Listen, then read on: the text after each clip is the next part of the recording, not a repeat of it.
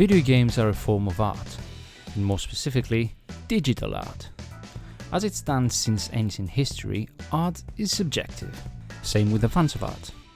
What makes video games different from any other art is the fact that the fans not only look, watch and listen, but they experience this art in the most active and direct way, by playing those video games. And the more games people play, the stronger the opinions about them become. We all have favourite games and games that we hate, and the reasons a gamer might like or hate a game are many, and as said, very subjective. I'm not programmed to criticize art. You would be a much better judge than I would.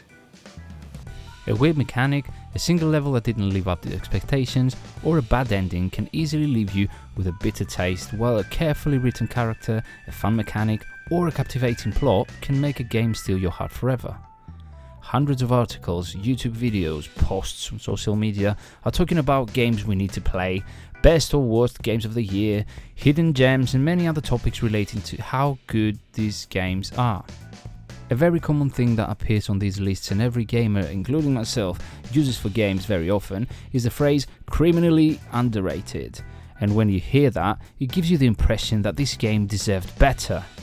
But is that actually true? I guess the first thing we need to do is to make clear what this is not about. So let's talk about ratings.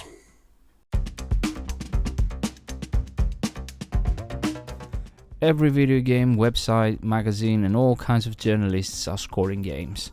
Some of them based on specific metrics such as graphics, gameplay and sound, while some others based on the overall experience they had with the game. It's very rare for all these to give the same rating on a single game, so most of the time a single game might get very different ratings from various video game experts. Can you guess why? That's right, because it's subjective. And that's not bad at all, as what each gamer gets from a game can be different. In the past, websites, magazines as well as YouTube channels have been accused for being biased and even for being paid to write good reviews and give high scores to games, but I would like to believe that those dark days are over, or at least that all video games these days are so good that they shouldn't really pay anyone for good reviews and high scores. Of course, when we talk about ratings, we'll have to mention Metacritic. Probably the most popular website of critics and ratings. They have scored League of Legends a glorious 78%. Okay, I'm not a fan of the genre and I didn't really enjoy the game, but then this is still one of the most successful games in recent history with more than 100 million players a month. I mean, that game must be doing something right and deserves a higher score.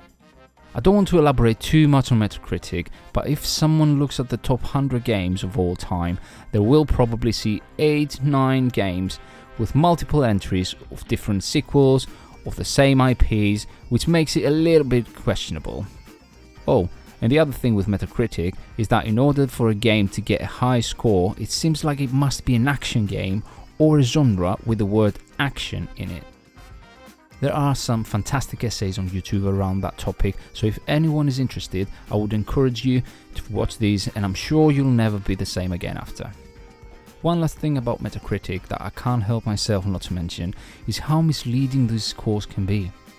I never check the score before I play a game, but for the purpose of this video I checked a few games that I have enjoyed a lot, which are not AAA games, and I must admit, I am furious. A Plague Tale: Innocence, which is a fantastic game in my opinion, had a Metacritic score of 80. For a few seconds I thought that must be the feeling when a game you like is criminally underrated. I also checked Chroma Squad, a funny pixelated tactical RPG inspired by a parody of Power Rangers that I had a great time with back in 2017. It had a Metacritic score of 75. Not everyone likes pixelated games, not everyone likes tactical role-playing games, and not everyone, surprisingly, likes acrobatic, colourful suited superheroes. So the low score on this one didn't come as a surprise to me, especially when the word action is missing from the description. But here's the interesting thing about ratings. Steam platform that has the Metacritic scores on all games to either generate more sales on high rated games or make you think it twice before you buy a game with a lower rating, has also its own users rating, and this particular one was rated as overwhelmingly positive, which is the highest rank for Steam users. Now in my case, I didn't check the Metacritic score before I play Chroma Squad, but for some others that might be a reason to hesitate in playing a good game. Reality actually is somewhere in the middle. Good news is that most gamers don't care about the ratings, and nowadays, with all the footage that is out there, it's really easy to decide if a game suits you. On the downside, there are still many other ways for gamers to get overhyped about a game or miss a good one just because the big popular game gurus have nothing to gain for spending time to review them, probably because they wait for the 88th installment of a AAA big budget action game that will sell a few million copies on first week of release. So it's safe to say that when we use the criminally underrated phrase, we're not talking actually about ratings. Mainly because we don't give a monkeys about them as gamers, but more importantly because those ratings are so fluctuated and different between the mediums that are not trustworthy. Then if it's not about ratings, what is it about? Doing a little research, watching a lot of videos and reading many articles and threads on forums and social media, there are some patterns around the games that are often featuring those lists. Sometimes it's about games that for one reason or another the first months of their release didn't manage to meet expectations or were a little bit unlucky as other well-known games were launching so nobody cared about them. Nobody apart from those who did, and feel that those that didn't made the biggest mistake of their lives. There are many examples of really quality games coming out the same day with other bigger ones and failing just because of that. Surely that's not a reason a game should be considered criminally underrated, but you can probably understand why people that have played those games and really like them are feeling that these would have had a much better chance. Seems like if a game is not well known and there hasn't been enough buzzing around it, is another good reason to be considered as criminally underrated. I've learned that the hard way. When I first played Battlechef Brigade, I immediately fell in love with it and I wanted to tell everyone. I felt it was such a good game, fresh, innovative and totally crazy that everyone should know about it and it deserved a lot more recognition from gamers. What I didn't realise was that the game was actually already very popular, at least for an anime style 2D fighting cooking puzzle game. Once I saw that, I thought that it wasn't the case anymore. There is definitely an element of quantity and how many people that know or play the game are enough to make it justice, but the answer to that is probably everyone.